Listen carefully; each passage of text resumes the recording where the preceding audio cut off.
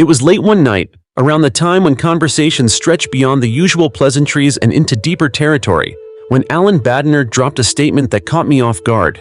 We were at Burning Man in a massive tent that had served a very different purpose earlier in the day. People had been cleaning off the dust and heat of the desert in a sort of futuristic, transparent shower chamber, but now, in the stillness of the night, our conversation had taken a much more philosophical turn. We were talking about Buddhism, not in the mystical or ceremonial sense, but in a way that strips the religion down to its raw, practical essence. We debated the concept of God in Buddhism, and how, unlike many religions, it doesn't center around an all-powerful creator figure. That's when Allan made his bold statement. He described the Buddha as an atheist. Now, I've always been fascinated by different interpretations of religious figures and ideas, so I pressed him on this. "Where do you get that from?" I asked, curious to hear his reasoning. Allan didn't rush his answer. He took a moment, leaned back, and replied thoughtfully, "There are passages in the Tripitaka that suggest the Buddha didn't believe in a creator God." He paused, letting that sink in before continuing. "But calling the Buddha an atheist isn't quite right. It's more accurate to call him a non-theist." I found that distinction interesting. Atheism, as most people know it, is about denying the existence of any God, often relying heavily on what can be proven and seen. But Buddhism? It's different. It's about understanding that reality isn't always what it seems. The Buddha, after all, taught that many of the things we perceive are illusions, products of our minds. I leaned in, intrigued. "Non-theist, huh? I like that. But can you show me where exactly in the texts it says this?" Allan smiled. "It'll take some digging, but I'll find the references." The conversation lingered in my mind long after. It got me thinking about labels. Atheist, non-theist, agnostic. How much weight do they really carry? People often get stuck on these definitions, trying to fit others or even themselves into neat categories. But the truth is usually messier. The Buddha didn't need a label, and maybe we don't either. As I reflected on this conversation, I realized something. It's easy to get lost in debates over words and definitions. But what's more important is how these teachings affect how we live. Whether you call the Buddha a non-theist, an atheist, or something else, his core message remains. We suffer because we cling to things, ideas, desires, labels that aren't real or permanent. And in that sense, it doesn't really matter what label we choose. What matters is how we move through the world, how we let go of what's unnecessary and find peace in the present.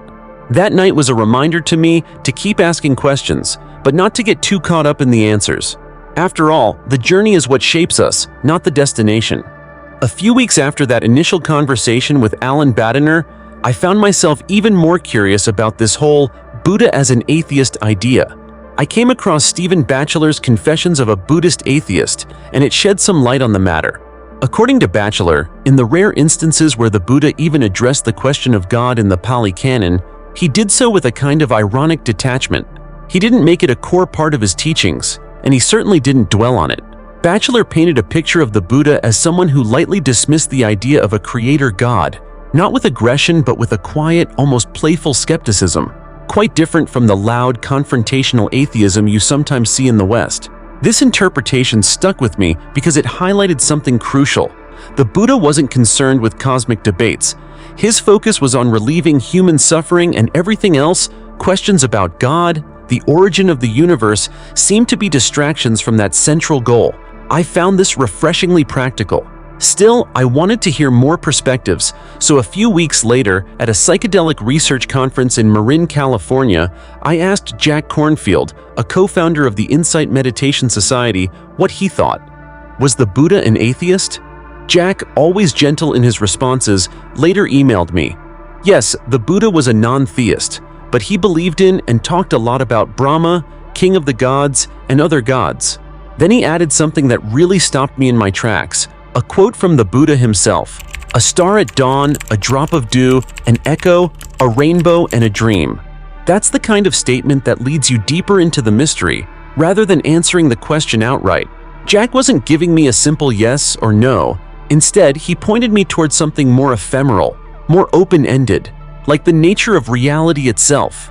It was around this time that Stephen Batchelor himself chimed in on a group email thread we had going.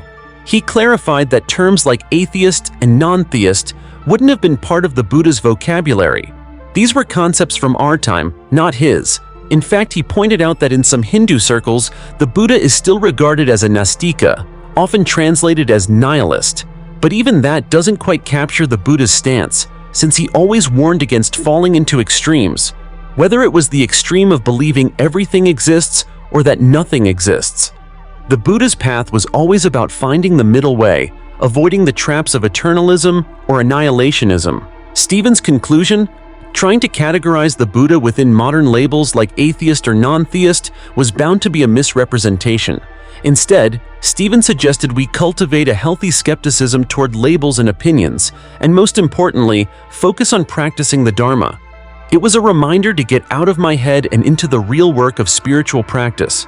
In a way, it felt like a wake-up call, a subtle nudge to stop overthinking and start experiencing. And just when I thought I'd reached the end of this exploration, Bob Thurman, a professor of Indo-Tibetan Buddhism at Columbia, offered his take.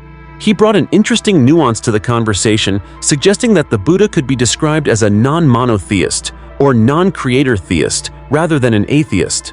He pointed out that the Buddha regularly conversed with gods in the scriptures, and in fact, one of his titles was Deva Manusyanam Shasta, or Teacher of Gods and Humans. According to Thurman, the Buddha's teachings didn't center around a creator god, but he also wasn't outright rejecting the existence of divine beings. So there it was, laid out from various angles. The Buddha was, in one sense, a non-theist. In another, he was not concerned with God questions at all. It seemed to me that the closer you looked, the harder it became to pin him down with any single label. Atheist, non-theist, agnostic, or something else altogether, the Buddha's teachings transcend simple categories.